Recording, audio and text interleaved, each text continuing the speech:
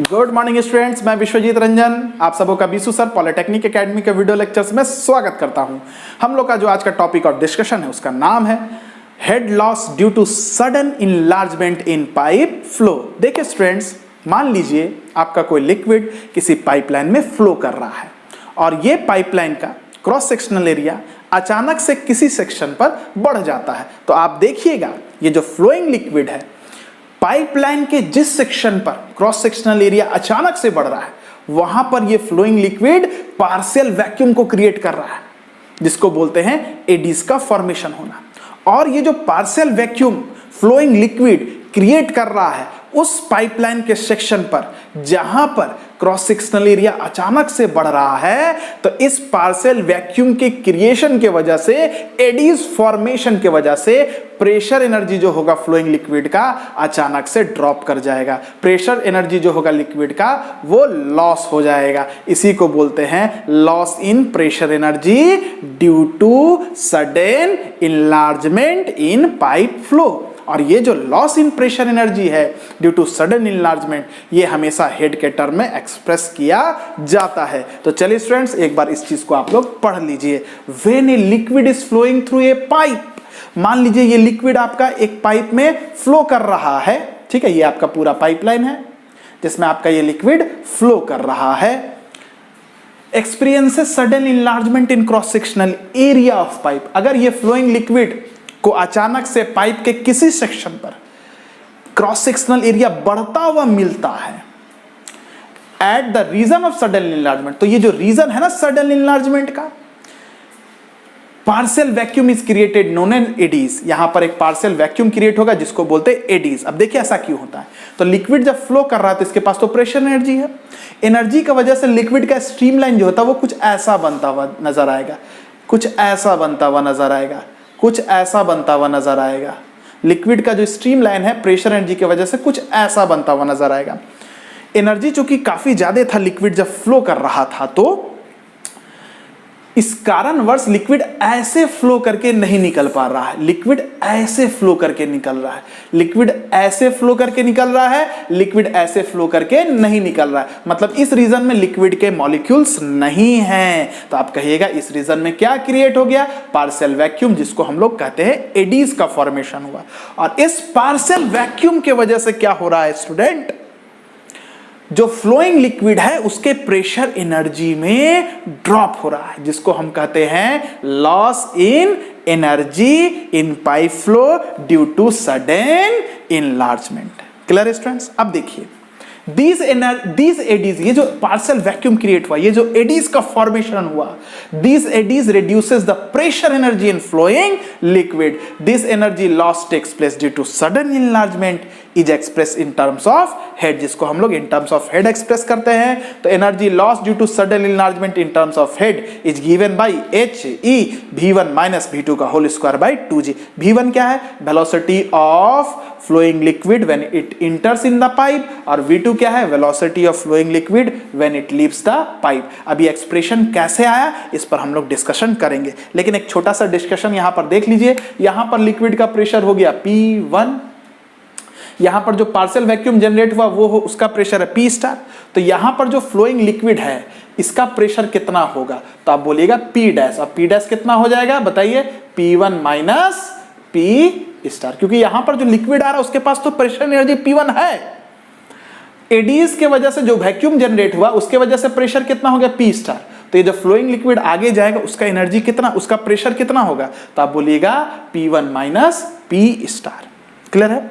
अब ये जो फ्लोइंग लिक्विड है, यहां पर जो फ्लोइंग लिक्विड है जिसका प्रेशर P डैश है, ये कितने एरिया में फ्लो करेगा, ये कितने एरिया में फ्लो करेगा, तो इसको हम लोग एक्सपेरिमेंटली निकालते हैं। और ये एरिया होता है आपका जिसमें फ्लोइंग लिक्विड फ्लो कर रहा होगा, P डैश प्रेशर से ये एरिया होता है A2 माइनस A1। ये दो बात आप लोग याद रखिएगा। अब चलिए स्टूडेंट्स इस एक्सप्रेशन के डेरिवेशन को देखते हैं। सेक्शन 1 और सेक्शन 2 पर बर्नौली इक्वेशन लगाइए। P1 बटे rho G plus V1 square by 2G plus Z1 is equal to P2 by rho G plus V2 square by 2G plus Z2 plus HE। H is the head loss due to sudden enlargement. हमेशा loss आप लोग right hand side में लिखते हैं Bernoulli equation, ये convention है। चूंकि pipe horizontal इसलिए Z1 बराबर Z2 हो गया, कट गया। V1 स्क्वायर और V2 स्क्वायर को इसलिए नहीं काट रहे क्योंकि क्रॉस सेक्शनल एरिया वेरी कर गया। अगर सेम क्रॉस सेक्शनल एरिया रहता तो ये दोनों भी क्या होता, कैंसिल आउट हो जाता।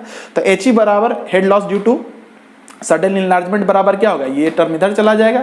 तो P1 minus P2 by rho G plus इसको भी इधर ले लीजिए V1 square minus V2 square by 2G, इसको मानिए इक्वेशन नंबर 1। अब देखिए ये जो फ्लोइंग लिक्विड फ्लो कर रहा है आगे की तरफ, तो इस पर नेट फोर्स क्या लग रहा है आगे की तरफ, Fx डायरेक्शन में क्या है। तो Fx बराबर क्या होगा बताइए, यहाँ पर फ्लोइंग लिक्विड के पास कितना फोर्स है। तो P1 यहाँ पर लिक्विड का प्रेशर और यहाँ का एरिया क्या है A1। तो P1 A1 प्लस यहाँ पर जो लिक्विड फ्लो कर रहा है इस रीजन में प्रेशर कितना P डैश, और यहाँ पर क्रॉस सेक्शनल एरिया कितना था फ्लोइंग लिक्विड का, एक्सपेरिमेंटल से निकाले थे A2 माइनस A1। इसको याद करना है आपको स्टूडेंट्स। माइनस अब इधर इस सेक्शन पर बताइए लिक्विड अगर यहाँ पर देखिएगा तो लिक्विड सेक्शन पर कितना प्रेशर फोर्स लगा रहा है। हमेशा pressure force towards the section लगता है, ये आप लोग जानते होंगे।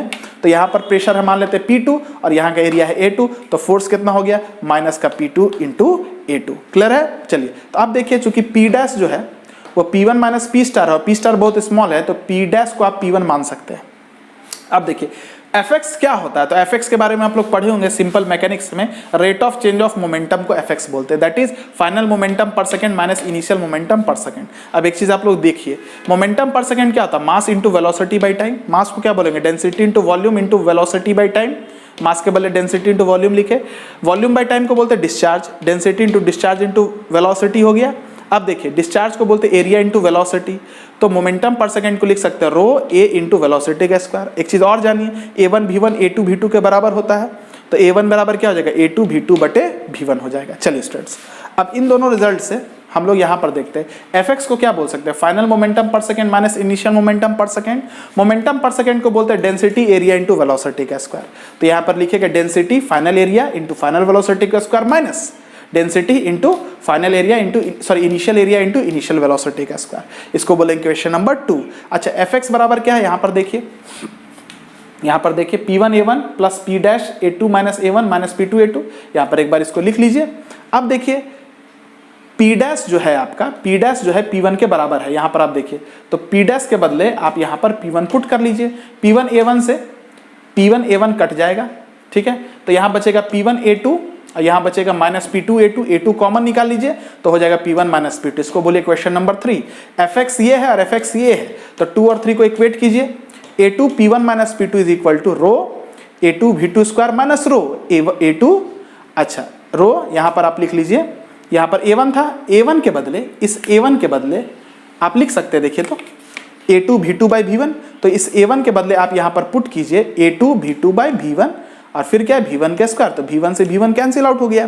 तो बताइए तो क्या बचा, A2 P1 minus P2 is equal to rho A2 V2 square minus rho A2 V2 V1। A2 cancel out हो गया। चलिए P1 minus P2 density common है, नीचे ले लीजिए V2 square minus V2 V1, ठीक है। ये आ गया आपका P1 माइनस P2 बाय रो का value V2 square minus V2 V1।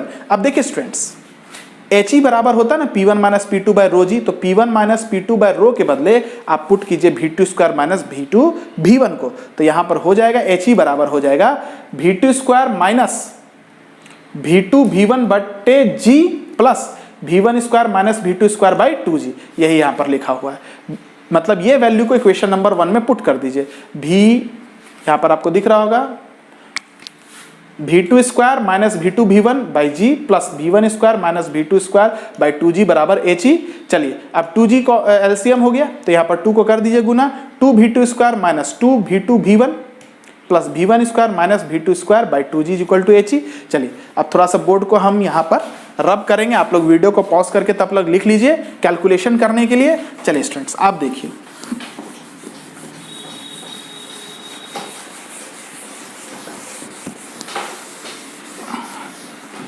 आप लोग लिख सकते हैं, उसको सॉल्व करके आप लोग लिख सकते हैं V1 square plus V2 square minus 2V1 V2 by 2G is equal to HE। ये इसको आप लिख सकते हैं V1 माइनस V2 का होल स्क्वायर बटे 2G is equal to He। तो ये एक्सप्रेशन आ गया head loss due to sudden enlargement का। आई होप आपको वीडियो क्लियर हो गया होगा। अगर हो गया है